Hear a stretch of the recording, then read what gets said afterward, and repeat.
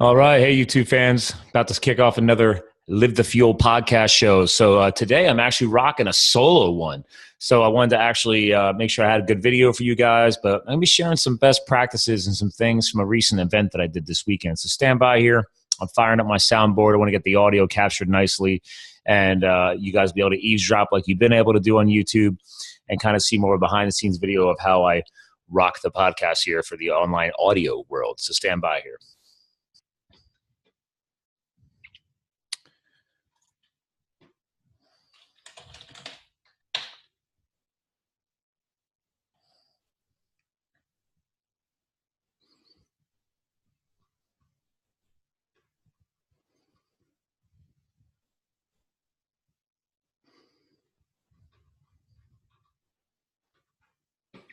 All right. Terribly exciting, isn't it? Just bring up some stuff because I'm going to do some screen sharing here during the episode like I try and do. I'm going to bring up a couple of sites, but not going to go crazy. But actually, I'm also just double checking. I don't think I've only done a couple solo episodes. Out of 91, this is episode 91. Out of 91 episodes, I think I've only done one or two solo episodes. I know episode 35, that was me rocking solo. And that might be the only one. There might be another one here. I think it was right around, 61, where I get the top 10. Up until episode 61, I reflect on the top 10. So anyway, guys, here, stand by. Let's do the audio intro. And again, as usual, the video content, I throw a little extra content in here just for fun. But I actually record audio separately for my podcast guests because, I want to make sure everything is separate. And YouTube just throws in all the extra behind-the-scenes stuff. Thanks, guys. All right, good day, ladies and gentlemen. Welcome to another Live the Fuel show. So today is Sunday, July 9th. Why am I telling you this? Well, because obviously this is July 10th's episode. I'm actually recording this right before we air it for Monday, July 10th. And the reason why I'm doing this is because up until Friday this past week, we have now officially aired 90 episodes. And before we hit episode 100, I wanted to take a minute and just jump back in and do a little solo episode for you guys.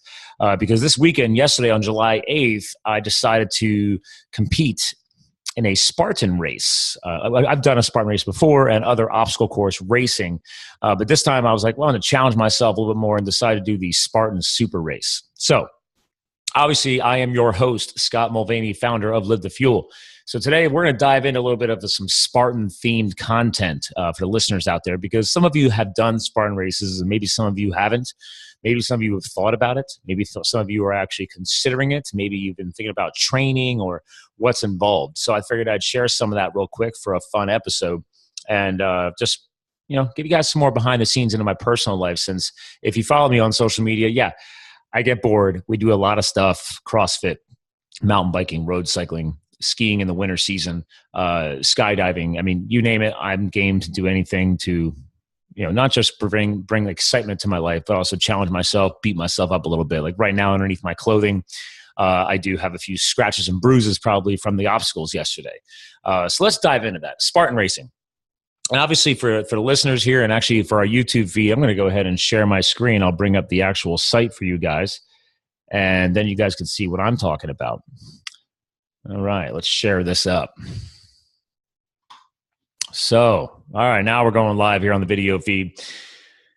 And the reason why I brought this up is I'm on SpartanRace.com or Spartan.com actually is the easiest site to get to. And I'm showing next weekend's event because actually for 2 weeks in a row, Spartan here in Pennsylvania will run 2 back-to-back weekends of races at our local Blue Mountain Ski Resort. One of the reasons why they run it there is because, well, the terrain is legit. We don't have a lot of high altitude, but here on the Appalachian Trail, because literally the Appalachian Trail crosses right through the Blue Mountain Ski Resort on the top ridge, and it is very rocky terrain. I've hiked different sections of the Appalachian Trail over the years, and I've had a few buddies roll ankles, twist ankles, swollen ankles. I mean, it's a lot of rock. And for mountain bikers out there, we know what that's like. Even Blue Mountain actually has a downhiller course. And actually, some of the course we ran yesterday was literally on some of those mountain biking trails. That it was funny because I'm running along and people were talking about it like, oh man, see that sign right there? Like people ski down this trail. And I had to correct them. Like, actually, that signage is for the downhill mountain biking course. I mean, it is very rare that we will actually ski those trails because we don't get as much snowfall as we would like to get here. So usually most of the mountain year round, as far as the ski season, you're skiing on man-made snow. And in the deep, deep tree coverage, it's very hard to get a good solid base for snow unless you really don't care about your skis or your snowboards, and you have no problem dragging them over the rock. So anyway, the point I had to clarify to some of my fellow racers as we were in the middle of the race yesterday for over 3 hours was, hey, no, you don't ski down that. And yeah, sometimes we have, depends how much snow we got. Anyway, Spartan racing. So I had to pull up my old medal here, which was my first Spartan race here, and I'll show it for the video feed. This is from, oh, there's your Spartan Sprint, okay? And these red is the signifying color for the Spartan Sprint. That's one of their shorter distances, and they give you 2 medals when you finish because the one is just a standard round Spartan symbol, and the other one is actually a piece of an artwork, almost like a key, because if you flip it over, like this one on front here says 2014 finisher of Spartan Sprint. When you flip it over, it's part of some artwork. Now, because this is from 14, I didn't learn what a Spartan trifecta was all about. So quick fast forward here, a Spartan trifecta is if you can do 3 of the Spartan races in the same year. Some people are so hardcore, they try and do them all in the same weekend or within a couple of weeks. So for example, yesterday I did the Spartan Super. So that's another race longer and harder than the Sprint. Actually, today they're running the Sprint right now. So yesterday they did the Super. They're running the Sprint series today on the mountain. And then again next weekend, they do 2 more days worth of sprints. Obviously, the sprints are the most popular because, I mean, yeah, the medals are cool and everything else, but it's the beginner race, right? If you've never done a Spartan and you want to see what it's like to actually get involved with that, I mean, heck, right here on the website that I'm sharing, they tell you it could range at the Sprint series from 3 to 5 miles, 20 to 23 obstacles. And the fastest time, these are pro Spartan people, man. This is all they do. They train for this stuff. Is 40 minutes is the fastest time. And I can tell you, when I did this in 2014, I think it took me 2 hours. So I don't train for this. I mean, yeah, I'm a CrossFitter. So I truly believe in CrossFit. If we could take any CrossFit athlete out of the gym, the one area they may be weak on is endurance or something like that. But you can all go and finish a race. If you truly are fit and are continuing, if you're not used to a lot of hiking, especially here on Blue Mountain, you're going to get beat up a little bit. So they give you these ranges because they never know how long the course is going to be until they set it, until they build the obstacles and everything else. So I could tell you in 2014, they said 3 to 5 miles. BS. That easily was, my girl and I were talking about this when we did it together. It was probably closer to like 6 to 7, 8 miles. I mean, I didn't have a GPS at the time. And here's a fun little piece for that. I'm going to stop sharing the website here, and I'm going to show you my little toy that I used yesterday's race. So again, for our listeners, I'm currently showing my Garmin 735 XT watch. This thing is bomber. It's waterproof and everything else, and you can change all the screens. But the whole point was, well, I've never used GPS technology, and I've been using this for the past 2 months now on my bike rides. So it's cool to be able to track the data. This thing does get a decent heart rate scan on the back of the actual watch. Has sensors built in, so when it's against your skin, it's measuring body temp and heart rate as best as it can. I would not give it as accurate as a reading for heart rate unless you're wearing an actual heart rate monitor around your solar plex or on your chest. You can get that as an accessory for this. But anyway, had fun yesterday wearing this because, and let's be honest, if people follow me on Strava, and my screen name on Strava is STRAVsandVictorA.com, another great app for smartphone users. Strava is my application that I use for all my biking, road biking, mountain biking. You can do it for running, hiking. Basically, nowadays, now that I have this Garmin, it Bluetooth syncs to my iPhone. And then the iPhone is synchronized to Strava through the application.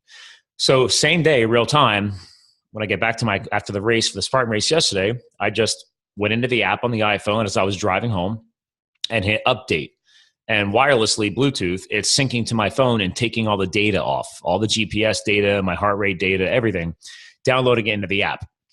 And then once the app is done, that will then update Strava.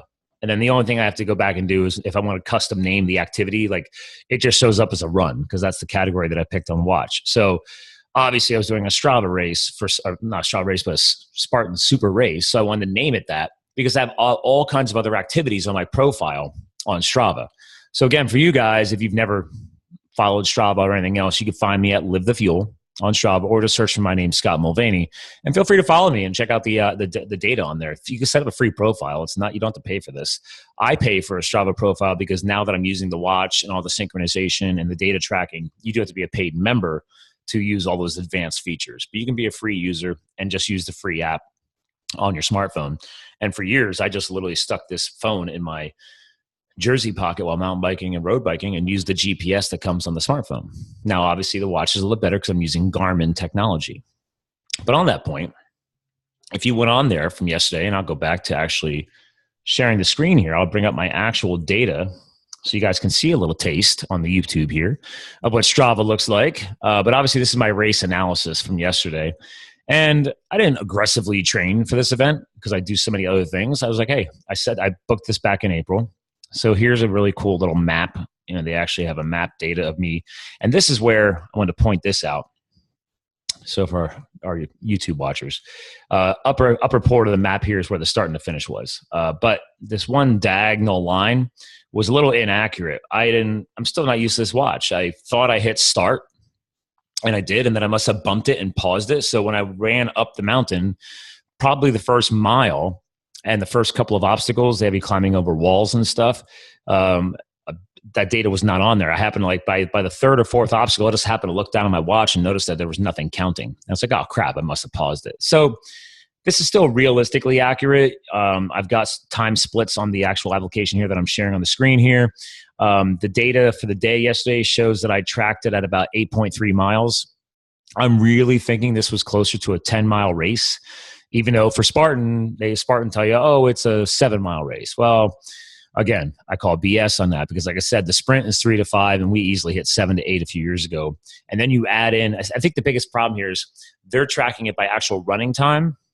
And you got to remember that some of these obstacles are long obstacles. Like there's an obstacle at the bottom of the one snow tubing hill yesterday that you actually have to get down and crawl under barbed wire, or you can roll your body under the barbed wire. But you have to literally go through at least 25 yards of this, get up, run further down the hill, turn around, and come back up. And there's another whole section barbed wire on the other side that you now have to go up the hill under. So I don't think they're counting the distances involved in the actual obstacles. They're counting the distance from obstacle to obstacle. So when you add in all that additional data and the fact that I screwed up my GPS at the beginning of the race, I'm rounding this puppy off to a nice 10-mile race. So again, to the listeners, to the watchers out there, if you want to ever check out the Spartan, it's actually called Spartan Race Pennsylvania, is what they call it. And it's based in Palmerton, Pennsylvania, where the mountain is. But really, it's on the property of Blue Mountain Ski Resort or Blue Mountain Resort, or they also are known on Facebook as Blue Mountain Racing because they have the downhill mountain bike racing course there as well, depending on the time of the year. So that catches you up on all that wonderful stuff. I know of a few followers. That's why I decided to record this episode for you guys today, because people were asking me, oh, how do you train for it, blah, blah, blah. As I hinted, I'm already really active. So yeah, did I expect to finish with the top athletes? No. I did pay and register in the competitive class. And for my video watchers, I'll show that to you guys too here. Let me stop sharing Strava, bring back my video cam. And when you register, they hand you this blue, well, basically it's like a sweat wristband. Some people are wearing it as a bicep band. Got a Spartan logo on it, and it's blue. I'm like, okay, what does this mean? He's like, oh, well, you registered back in April as a competitor class. And long story short, the elite runners that they send out first thing in the morning, those are the pros. Those, if you decide to pay to run with the elite runners, you're running with the top performing people. Like they literally were recording the race yesterday live on live YouTube and the live Spartan channel, because all the top Spartan racers were here competing. And these are people that hold the records. So to give you an idea, I ran my race, what was the time on here? Well, depending on when I stopped my watch, which is inaccurate. I think it said here like 3 hours and 31 minutes or whatever. So I'm going to round this off to say 3 hours and 30 minutes was my race, just to give you an idea. The top male racer yesterday, running the same course I did, going through the same obstacles I did, 1 hour and 31 minutes. I was like, what? I mean, he literally ran at 2 hours faster than me. So that's a good point here to make, okay? I don't know if he was in my age class. I'm in the 35 to 39 age class. He's obviously I'm thinking younger, or maybe he's older. Who knows? I might actually have to look that after I'm actually done with this episode today. So I just inspired myself to go compare myself. But hey, who cares? He was 2 hours faster. That's legit, dude. I could tell you, we're running up and down Blue Mountain. So I'll take some accountability. Could I have trained a little bit better for this race? Yes. I decided to get overly confident, and I just didn't feel like training. Like I said, okay, I'll go out, do a couple trail runs. And I was running in my Vibram 5 fingers, which are basically like individual toed little minimalist shoes. And I've been doing that more and more over the past few years since I lived out in Arizona. And a lot of people think I'm crazy. So that's the other thing. I didn't see anybody else running that course with Vibram 5 fingers. So I'll take that claim to fame right there. And I have no problem stroking my own ego, because it's such a rocky terrain. You're running up and down the mountain, in and out of the woods, on mountain biking trails, on non-trails that aren't, they're just literally established by our foot traffic, where they decide to flag the course, through the trees, on the rocks, slippery mud. It was not an easy course. And I actually just love the dexterity of my feet, being able to like curl my toes and wrap my arch around a rock versus these traditional modern shoes. So there's another tip for my training, is that, hey, with enough time and years spent, I recommend using Vibram 5-finger shoes or minimalist shoes. I don't like all the heavy, chunky, padded stuff. Now, granted, when I used to fight fire, we had big, honking leather, boots that were 8 inches high with giant loggery heels, but you're not running in that. I mean, and I'm also not in a fire situation. I'm here in the Northeast of the U.S. with high moisture rates and very minimal fire, if anything, in the woods. So first training tip is, take some time. If you're going to try minimalist shoes, do not rush into a race right away. I've been doing it for a while. I literally walk around in them all the time. I don't like using flip-flops. Actually, I've done research. It's not good for your toes, stuff like that. So again, rewind again to my earlier point. This medal was from 2014. I haven't done a Spartan since. I've done other events. Like there's a couple of medals hanging on the wall. That's a half marathon one, and the blue one there. And the video is from actually last month. I did the Tour des Touches, which was a metric century. It was over 60 miles on a road bike, raising money for colon cancer. Completely different event. Like I'm pedaling on a road bike for a while versus running up and down a mountainside. So my learning opportunity that I want to share with you guys, if you decide to do stuff like this, and especially if you come out here to this mountain, is at the end of the race, or especially in the last like quarter of the race, I was definitely fatiguing. I definitely started feeling some IT band tension above my right knee. I think that's just because I didn't do a lot of excessive trail running in the up and down rock terrain like the ski mountain has. That was probably, as you're running down a mountain all the time, you're taking a lot of impact and you're jarring those tendons and those ligaments. So I probably could have done some more work on that. Probably could have done a little bit more mobility. We all should be doing more stretching and more mobility. I don't do that before a race because nothing's really warmed up, but I probably could have done that a couple days prior to really make sure I was good. Other training tips, I did not drink all week long, no alcohol. Let's be real, alcohol is a poison. Don't get me wrong. I love going out and drinking wine, and actually last night to celebrate the Spartan race, we had a guys' night with my CrossFit Adoration crew. A bunch of guys got together. We've never done this. We had a guys' night. We got together. We were grilling and just hanging out. We were playing a game called Quates out in the driveway, which is just a modified game of horseshoes, something indigenous here to Pennsylvania. And then decided to have a nice scotch. So yeah. I like to kick it back and have a nice scotch. Didn't put any crap in it. There's no sugar added, none of that stuff. It's a distilled, liquor. But hey, I just got done doing a freaking 10-mile course in a mountain with over almost 30 obstacles. I was pretty beat up, and I decided I earned it. So guess what, guys? I do put some life into living too. Now, to show you guys on the video feed, this is what they're giving out now. This is the Spartan Super. So obviously instead of red, it's blue because the Super Series is blue. And looks like their main Spartan medal, I'll show this on the video here, is the Spartan logo has gotten bigger, at least for the medal, the primary medal. So here, I'll show that on video. Clearly, the Super's gotten a lot bigger. And they've changed these little, again, the second medal they give you is like a piece of a puzzle. And like I said, I was telling you earlier how like right there, the sprint that I did in 2014, that's actually the picture of the top of the Spartan face mask or helmet. And I'll put this together. Now, this is a prior design. So I can't take this medal and make it count with today or yesterday's race as a trifecta. So the Spartan trifecta is when you run the sprint, the super, and the beast in the same year, you will earn a trifecta medal proving that you've done all 3 in the same year. So this doesn't count because I did this in 2014. But the concept as far as these pieces are the same, where if I plug these together, so here, the new Spartan ones this year, if you look here in the video, in the sides of the metal, there's an inlaid magnet on the edges because you're supposed to plug these 2 together.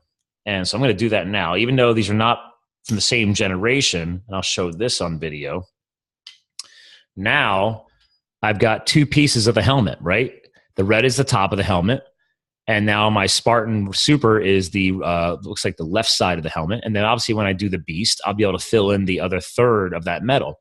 So the reason why they give you 2 medals is because it's actually really smart marketing, right? Here on Live the Fuel, we talk about health, business, and lifestyle. So I got to give them props. Now I'm like, oh man, I've got a sprint medal and I've got my super medal. And I can put these together, but I can't complete my helmet. I got to go back and run another race. So now I'm going to do some research the rest of tonight and find out when the Beast is.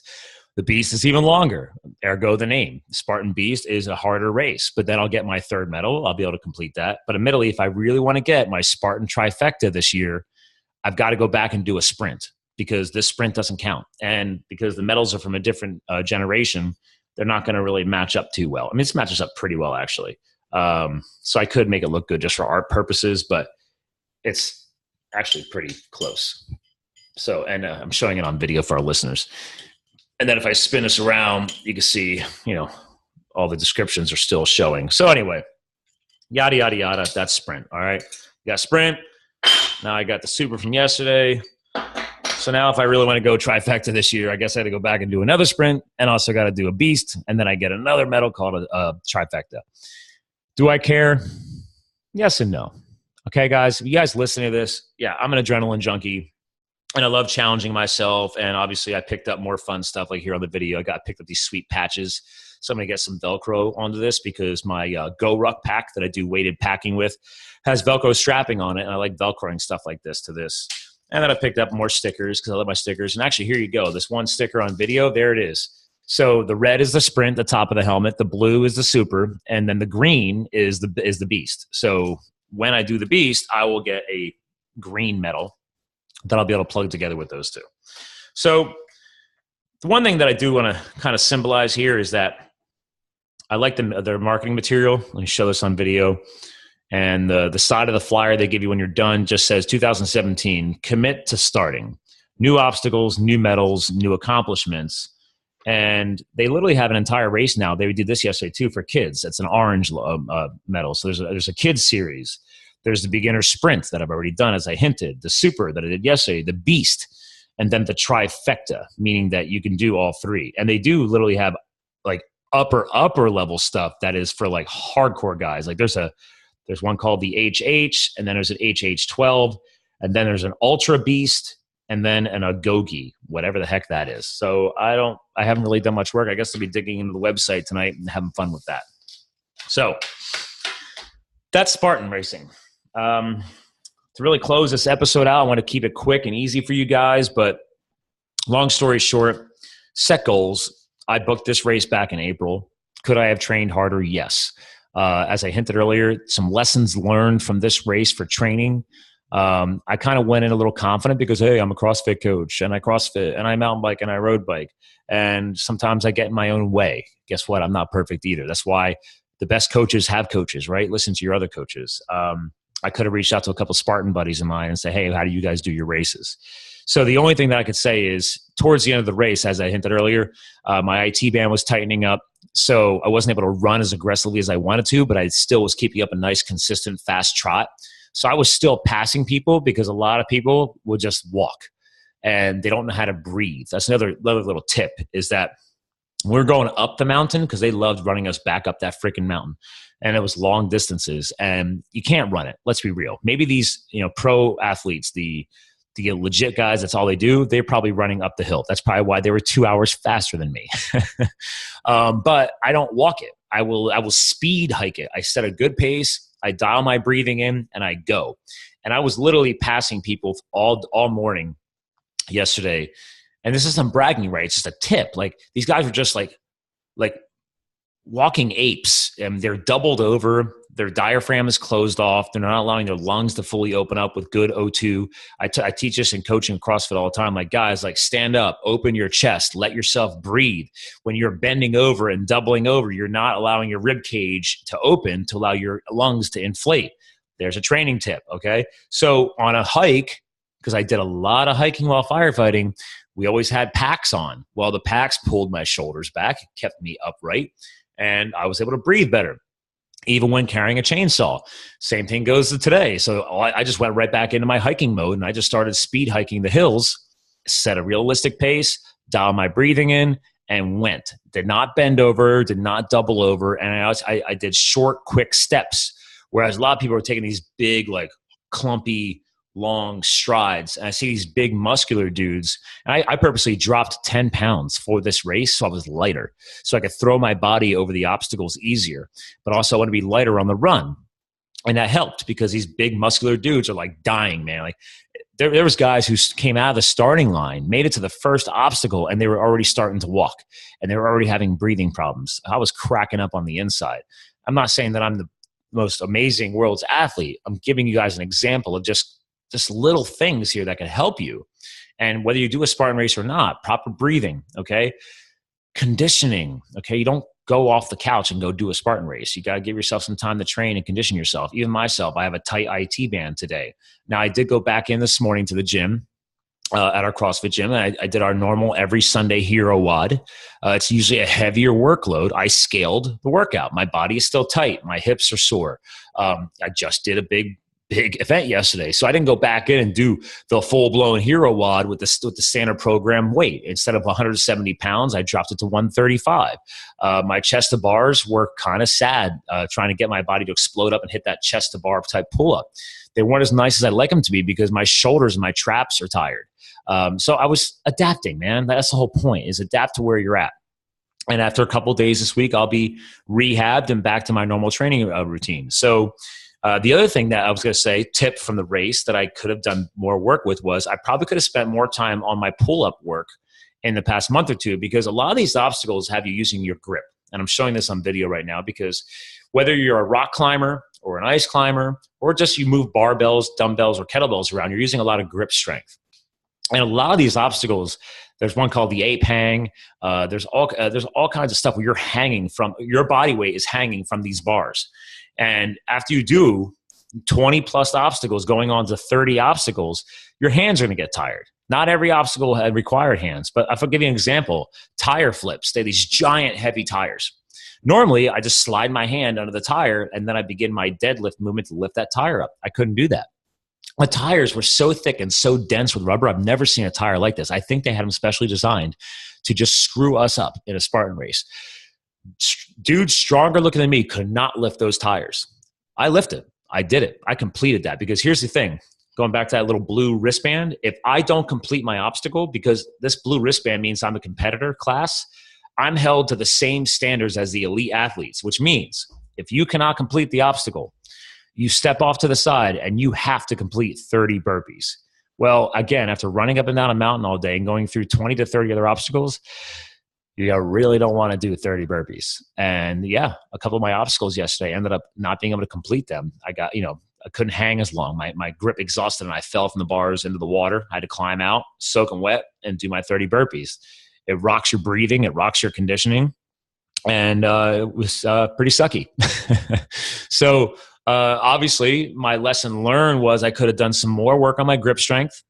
I should have probably gone some more actual hiking in my Vibram 5 fingers, because my feet are still very tired today.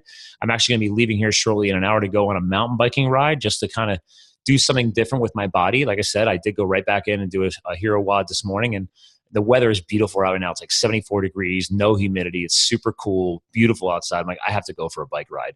I probably should let my body rest a little bit more, but it's a different kind of fitness, and I'm not going to go out and race. I'm just going to go out and have fun and pedal my bike. And that's great for leg recovery. So, but again, I keep changing the subject, but the summation of the Spartan Super Pennsylvania 2017 of my race yesterday and my lessons learned are: one, just when you think you've done all the conditioning and training you could probably do some more. Plan smart, execute smart. Mistakes that I made for this race would be, again, improve my grip strength more. Maybe actually do some more like body weight swinging type of stuff while hanging from things, while building that strength of the hand strength. Again, with my Vibram 5 fingers, maybe do some more rocky hiking just to toughen up the feet a little bit more, because I didn't do any runs that were over 5 miles, and I did probably 3 to 5, and that was it on my distances. And those were on dirt trails with no rock. So I could have done some more conditioning on the feet. That might have helped the IT band that is still tight today.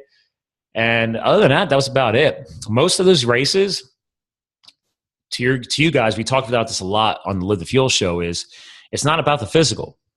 It's about the mental game. And they even tell you at some of the obstacles, once you're about the halfway point in the race, they have little motivational signs along the way in the mountains, in the course. And they tell you like, okay, you're halfway done. Now it's the mental game. Like little things like that, because we all know that it's mind over matter, guys. And even me yesterday, like I was getting tired. But I knew that I'm not a quitter, okay? And I'm an endurance guy. I learned that from firefighting, from running marathons and half marathons. It's all about the endurance. But part of that endurance is our mindset. This is why I stress mindset so much on this show, and other, Megan, the sports psychologist, has been on the show, and other guest hosts have come on. We talk about mindset. You got to condition yourself. You got to condition the mind and the physical body. Because if your physical body is strong, but your mind is weak, and you step into an event like this or in other things in life, guys, I'm kind of connecting this to the real world here, not outside the Spartan race. Like you could have a physically strong body, but if you're mentally weak, you will break. And events like this, that's why I highly support trying something like a Spartan race or other OCR, aka obstacle course race events.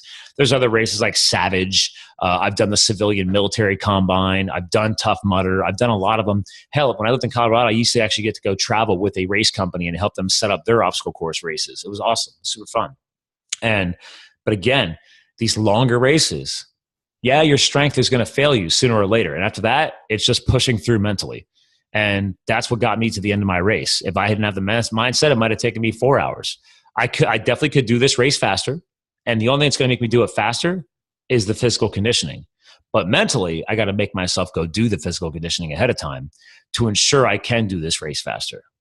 And that's how I'm going to close the show out for you guys today. Is my final words as your host, since we don't have our guest co-host like normal giving us the final word, is kind of like in the inspiration of the Spartan races. I'll just go ahead and hold this one. There you go. Here's the Spartan Super patch. And right at the bottom, it says, "You'll know at the finish line." And it's an interesting way to close out the show, because just think about that. In life, I'll translate that statement. You'll know at the finish line what it was all about. Okay. Because at the end of that race, everybody reacts differently. There might have been a mental win, a physical win, an obstacle you never were able to get before, an obstacle you never thought you could get, or just the fact that you were able to finish that race and you didn't give up. That's part of life, is bulletproof your mindset, put in the reps. Maybe you do one of these races a year. Hell, just go to a gym. Go put yourself into an event. When you pay the money and register yourself for an event, you're now committed to do something. Now you have to hold yourself accountable to commit your mindset to go and do that event. And this applies in everything else we talk about in life. I don't care if it's our health, our nutrition, our businesses, if you're a W-2 employee considering that side hustle, if it's your just all-around lifestyle, it's your mindset, guys. That's what's going to carry yourself physically through everything else you're doing. And that's how I'm going to close out the show. So again, I'll rewind back to the little Spartan topic here on the patch. You'll know at the finish line. So thanks for listening in. Stay tuned for our next coming episodes. We got a couple really cool co-hosts coming up. Thanks for allowing me to do another single episode with you guys. Again, for you guys, actually, I will tell you, if you want to go back to a couple of the episodes that I've actually hosted solo, my very first one was episode 35. My second one was episode 61. That's where I reviewed the top 10 most downloaded episodes up until that point. I may have to do that again come episode 100, because this is episode 91. We are almost to 100 episodes, and I haven't even been online a year yet. Been super excited. For those of you guys who are my regular listeners, thank you for listening in. Guys, please submit a show review on iTunes. It's going to help us rank the show and help me grow this. And I'll remind you that in our normal automated closing notes that we always add on at the end of the show. But again, thanks for listening in. Go check out Spartan.com. Look at some of the conditioning. If you don't want to do a Spartan race, go do something else. But again, get yourself mentally in the game. Take care of yourself. and you'll know at the finish line. Thanks for listening in. Keep living the fired up epic life. I'll talk to you guys again soon. All right, YouTube fans, thanks for listening in. As I hinted at during the show, I want to go and mountain bike, and because I just haven't exercised enough this weekend. So I'm going to go hang these medals up, and again, go check out Spartan Racing. There's plenty of them, and because I eventually want to build some of these together. So I guess now I got to go find a beast, and I'll probably end up talking about that on the show as well one day. So again, thanks for hanging. I'll talk to you guys again soon. Health, business, lifestyle. Keep living the fired up epic life. I'll talk to you soon.